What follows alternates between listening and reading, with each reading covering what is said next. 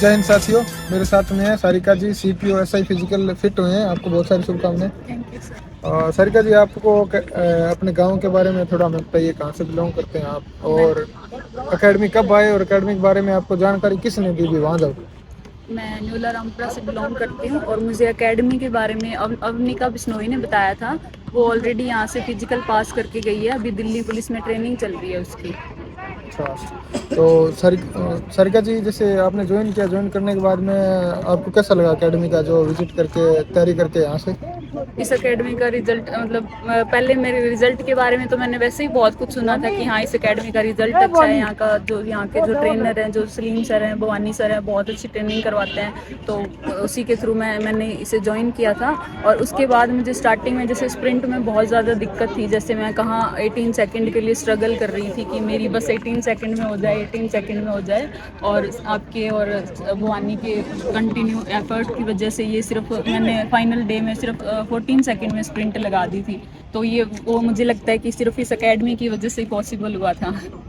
तो जैसे भानी सिंह ने भी खूब मेहनत करवाई है, वो भी सुबह शाम आपको ट्रेनिंग देता रहा है। और तो भानी सर का भी मैं धन्यवाद करना चाहूँगा इंटरव्यू के माध्यम से। और यहाँ पर आपसे कोई चार्ज लिया गया किसी तरह का, फीस नहीं, वगैरह? बिल्कुल भी कोई चार्ज नहीं लगा था, बिल्कुल फ्री ऑफ कॉस्ट था ये। मैं मतलब इस चीज़ को भी बहुत ज़्यादा अप्रिशिएट करती हूँ कि ज़िंदगी में ऐसे लोग बहुत कम मिलते हैं जो मतलब किसी और के लिए अपना करियर, अपनी चीज़ें, अपनी फैमिली, अपना टाइम छोड़ करके ग्राउंड में आए किसी और के करियर के लिए कि हाँ इन बच्चों का करियर बन जाए। तो मुझे लगता है ये चीज़ ना सिर्फ अपने पेरेंट्स के अलावा कोई एक अपना टीचर ही कर सकता है जो अपने लिए ऐसे सोचे कि हाँ ये इंसान मेरे से ज़्यादा सक्सेसफुल होना चाहिए ज़िंदगी में। तो आपने पहले कोई फिजिकल दिया है कभी? हाँ, मैंने CPO SI का लास्ट टाइम दिया था। अच्छा। तो उसमें फिर मैं स्प्रिंट में आउट हो गई थी क्योंकि मेरी स्प्रिंट बिल्कुल अच्छी नहीं थी। अच्छा, और तो अब अब की बार स्प्रिंट कैसे लगे वहाँ? बहुत शानदार, मतलब ऐसे था जैसे ही मैंने स्प्रिंट पूरी करी तो वो जहाँ पे वो खड़े थे फौजी वगैरह, और जैसे ही मैंने स्प्रिंट ख़त्म हुई मेरी तो वो स्पेशल मुझे बोलने आए थे कि वेरी गुड। और जैसे कितने का ग्रुप बना आपका दौड़ का? 20 लड़कियों का ग्रुप आपका था। कौन सा स्थान रहा बीच में? मेरा फर्स्ट था, मैंने सबसे पहले रनिंग पूरी करी थी। मेरी मतलब 3:18 आराम से टाइमिंग यहाँ पर आई थी लास्ट ट्रायल में। और वहाँ पर भी ऐसे था, मैं जैसे लास्ट जैसे हमें जैसे 20 लड़कियों का ग्रुप बनाया तो वो लड़कियाँ खड़ा नहीं होने दे रही थी, लास्ट ही लास्ट में जगह मिली थी मुझे ट्रैक में। तो मैंने सोचा कि चलो 4 मिनट में करना है, आराम से हो जाएगा, अपन इतना प्रैक्टिस करके आए हैं। लेकिन जैसे ही मैंने दौड़ना स्टार्ट किया, मैं ऐसे सोचा नहीं था कि मैं फर्स्ट आऊँगी इन लड़कियों में। मैंने सोचा चलो अपने आराम से लगाएंगे कि 4 मिनट में पूरी हो जाए, ज़्यादा एफर्ट्स नहीं लगाने हैं। लेकिन जैसे ही मैं 10 या 20 मीटर दौड़ी उसके बाद मुझे कोई आगे पीछे दिखाई नहीं दिया। फिर मैं पूरी देर मैंने मतलब 400 मीटर का ट्रैक था तो मैं रनिंग करती रही। मुझे ना तो पीछे किसी के कदमों की आवाज़ आ रही है, ना आसपास ऐसे लग रहा है कोई बराबर आ रहा है, ऐसे लग रहा है सभी पीछे छूट गए हों।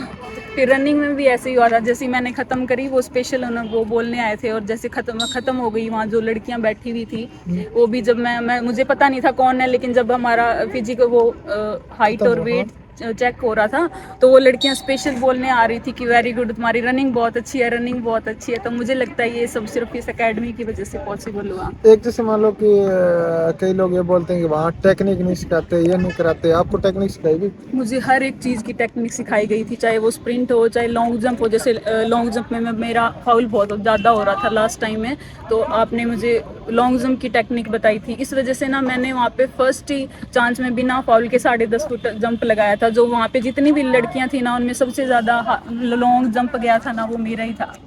तो आपने बहुत ही लंबी तैयारी की, मुझे भी बहुत अच्छा लगा। ये आए थे तो लगातार थे, कोई आपने ग्राउंड को भी मिस नहीं किया, उसका मुझे बहुत प्राउड है। सर मैं उसके लिए भी बोलना चाहूँगी, कभी कभी ऐसे मन होता था कि ठंड बहुत है आज नहीं जाना, तो उसके लिए भी फिर सलीम सर बोलते थे कि नहीं आलस नहीं करना, ग्राउंड आना है, आलस नहीं करना। तो उसके लिए भी आपने मोटिवेट किया कि ग्राउंड नहीं छोड़ना। हम कोच में से सबसे ज्यादा डर किससे लगता है? आपसे। और सबसे ज़्यादा डर लगता था जब ऐसे जैसे वार्म अप हो गए उसके बाद ग्राउंड में आके खड़े हुए तो सर बोलते थे कि जिनके पैरों में भयंकर दर्द है वो साइड में हो जाओ। तो बहुत मन होता था कि हाँ, अपना दर्द भयंकर ही लगता था कि हाँ साइड में हो जाते हैं, लेकिन फिर भी लगा, सर बोलते थे कि नहीं ऐसा नहीं करना, दौड़ो चुपचाप।